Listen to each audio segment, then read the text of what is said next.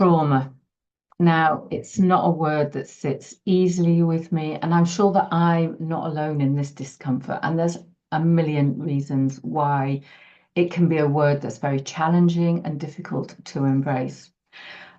I think for me, with all the things that have gone in my life, I somehow feel or have felt that it kind of labels me as damaged goods. And perhaps it's that fear and vulnerability of being judged that makes it difficult to accept.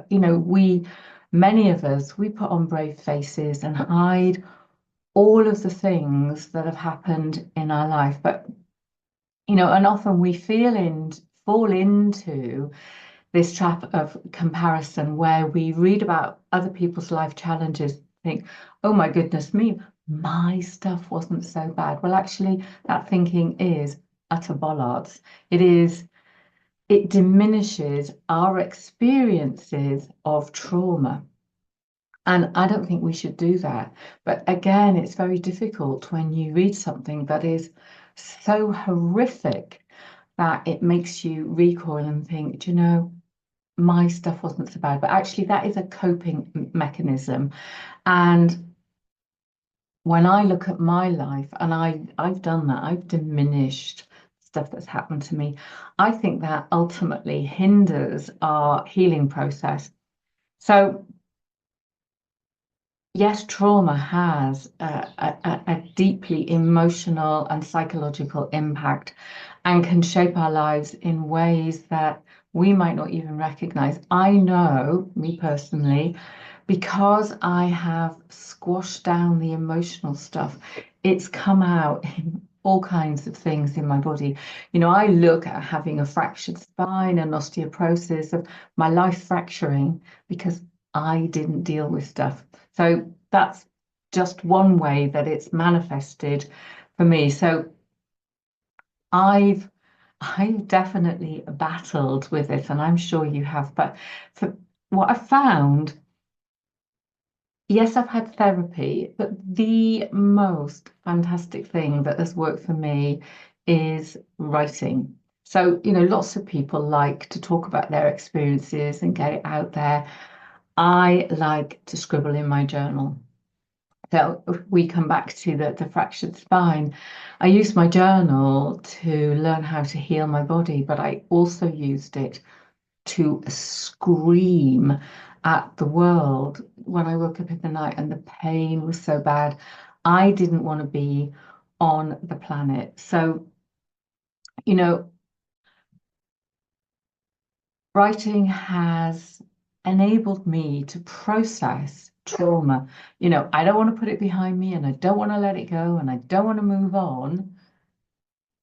Actually, what I want to do is I want to embrace it and I want to examine it and look at it and see what I can learn from it. And that doesn't mean that that I'm holding on to this pain for any particular reason. What that means is I'm processing it. Because if I don't process it, this poor body, this poor old body, is going to keep staying in a state of dis-ease and disharmony. And I think through the power of writing, I've been able to process things. I can express how I feel. I don't have to speak to anyone if I want to swear, if I want to scream, if, whatever. I can be truly honest in my journal. Yeah. So when we write, it helps to get it out. It helps to externalize those things, and we can place some distance between the trauma and ourselves, and we can see things in a different light. When I go back and look at my journal, I'm like, oh my goodness me. And I can then process some things a little bit more. Now, hands up, I have been journaling and writing books for donkey's years. So I, have a lot of experience of getting that stuff out. I can track my progress. I can unlock the deeply rooted things and I can take back control. Now, control is quite an interesting word because for me, holding on to my trauma has resulted in a number of diseases, illnesses, and all sorts of things. And the way that I control that is by eating healthily. So I'm not sure that um, controlling one's self through what one eats is necessarily a good thing. But I'm gonna say generally, because it's very naughty this weekend and went and bought some gluten-free ice cream. I don't normally eat sugar, but oh my goodness me, it was lovely. But I look after myself really, really well. And that for me is how I control my world and what has gone on for me. Yours will be something completely different. Um, and again, one of the most wonderful things about writing, it helps us to and organize our thoughts and put them into words. Now, what is great about therapeutic writing is we can write letters to our past, our perpetrators, any aspect of our traumatic experiences. We can rewrite, reconstruct, we can, do gratitude journaling. I'm not sure I'm particularly grateful for abuse, but I've learned a lot about myself and the world through it. I can also explore emotions and learn to reframe them in my journal. So, a lot of things have happened through the use of words. And that's why when I write books, I mostly write books that are based on journaling and writing to heal.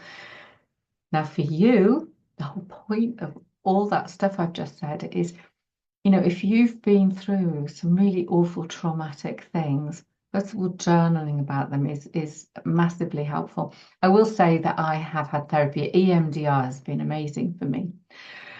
And when you journal and write about it, you can actually, when I talked about progress, you can see the progress that you have made.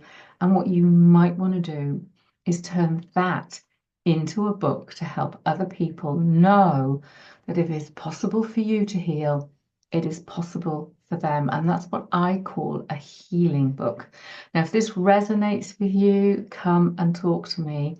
But first of all, go and get yourself a journal and scribble the hell out of the stuff that is going on in your head. And I think that know that you are not alone in this. Healing it's not a linear thing.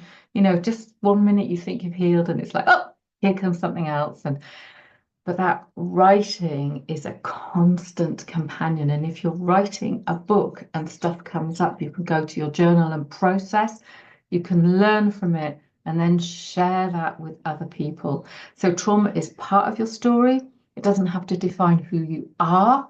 It doesn't define your narrative, but through writing, personal journaling, therapeutic exercises, and even writing a book, you've got the power to reshape your relationship with those experiences. And I think we can move from, I hate the word survivor, but being a survivor to a thriver. So from me to you, your story matters. You deserve to be heard, respected, and witnessed. And even if the only person that ever reads anything is you, go and pick up your pen, open your journal, your notebook, and let the power of your healing journey begin.